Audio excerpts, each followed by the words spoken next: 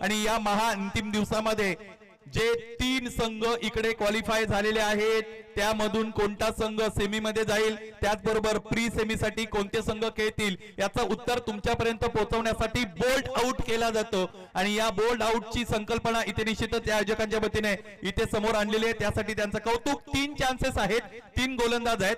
जय हनुमान शेलारीचा पहिला गोलंदाज इथे येत आहे, कमलाकर अण्णा भोईर. जोरदार टाळ्या या सगळ्या बोल्ड आउट साठी, सगळ्या गोलंदाजांसाठी, आंबेगावकर चषकासाठी. पहिला अटेम्प्ट इकडे फेल झालेला आहे, तो म्हणजेच जय हनुमान शेलारीचा. आता टाळ्यांचा कडकडाट आपल्याला पाहायला मिळतो समालोचन कक्षाच्या डाव्या बाजूने. जय बजरंग डोंगरनाब्याचे समर्थक टाळ्या देत आहेत. गोलंदाज आहेत धनाजी शेळके.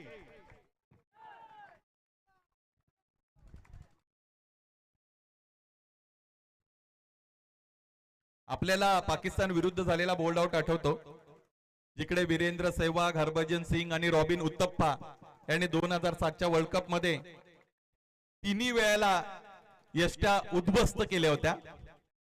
धनाजी शेळके जात आहेत. पहिला अटेम्प्ट आणि तो सुद्धा मिस झालेला आहे, चेंडूला वळण मिळालं नाही.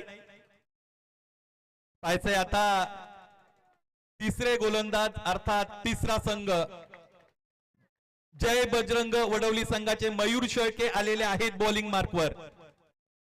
या अगोदरचे दोन्ही संघाचे 2 गोलंदाज फेल झालेले आहेत. आता मयूर येत आहेत. Mayur missed by very little difference. फार थोड्या फरकाने खरं तर यष्ट्या वाकायच्या राहिलेल्या आहेत. पहिली फेरी सगळ्यांसाठी सारखीच राहिलेली आहे, कारण पहिल्या फेरीमध्ये कोणीही इथे यष्ट्या उखाडण्यामध्ये यशस्वी ठरलं नाही. जायचंय अजून 3ही संघांना सारखीच संधी आहे. आणि आता उरलेले आहेत 2-2 अटेम्प्ट, 2 प्रयत्न उरलेले आहेत. पाहायचंय पुन्हा एकदा सुरुवात जय हनुमान शेलारी पासून.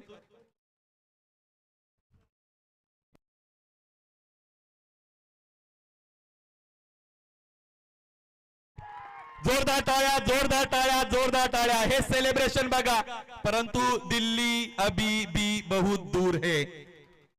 आणखी बरेच अटेम्प्ट येणं शेष आहे, परंतु जी कामगिरी इथे या गोलंदाजाला सोपवली होती ती कामगिरी त्याने चांगली केलेली आहे, त्याचं कौतुक असेल. Something is better than nothing. काहीही नसण्यापेक्षा काहीतरी आपल्याकडे असणं फार गरजेचं असतं. आणि त्या उक्तीप्रमाणे, त्या स्टेटमेंट प्रमाणे आता इथे एकदा अटेम्प्ट सक्सेसफुल राहिलेला आहे शेलारीचा.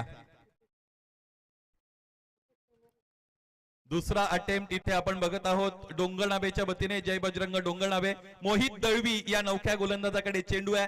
मोहितने अनेकदा मोहित करणारी कामगिरी गोलंदाजीत केलेली आहे, परंतु फलंदाज समोर असताना मोहन गोलंदाजी करणं वेगळं आणि फलंदाज नसताना गोलंदाजी करणं वेगळं. पाहायचंय आता काय होईल. प्रेक्षकांची कुटुंब गर्दी फार दूर आणि फार दूर. जसे जसे प्रतिस्पर्धी संघाचे गोलंदाज निष्प्रभ ठरतील, शेलारीकरांच्या समर्थकांचा जल्लोष आपल्याला पाहायला मिळेल. दुसरा अटेम्प्ट इथे अजिंक्य जामघरे.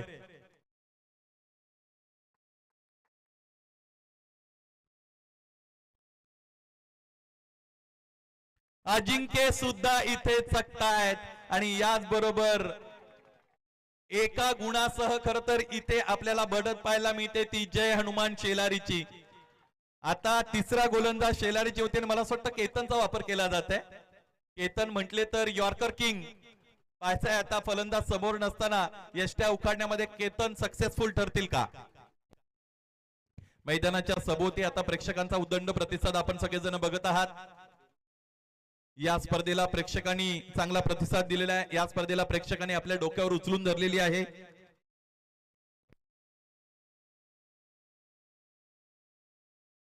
काय घडलं, ज्या पद्धतीने आपण बघतो हात डोक्यावर गेलेले आहेत कमलाकर अण्णा आणि त्यांच्या सहकाऱ्यांचे. सुरुवातीला सेलिब्रेशन झालं होतं, त्या गोलंदाजाला असं वाटलं की आता यष्ट्या उद्ध्वस्त झालेलेच आहेत, परंतु नंतर लक्षात आलं की थोड्याफार फरकाने यष्ट्या तिकडे वाकायच्या राहून गेलेले आहेत. आता कर्णधारावर जबाबदारी आहे जय बजरंग डोंगरनाबे बच्या, कारण या अगोदर 2 गोलंदाजांनी चांगली कामगिरी केली नाही, त्यांना इथे यष्ट्या उखाडता आलेल्या नाहीत.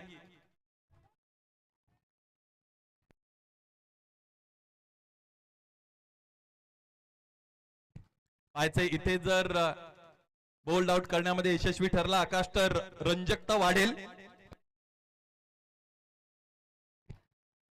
आणि इथे डोंगरनावे संघाचे तिन्ही अटेम्प्ट फेल गेलेले आहेत. आता एक पाऊल दूर आहे शेलारी सेमी मध्ये जाण्यापासून, आणि इथे जर यष्ट्या उखाडल्या गेल्या त्या म्हणजेच वडवली संघाच्या वतीने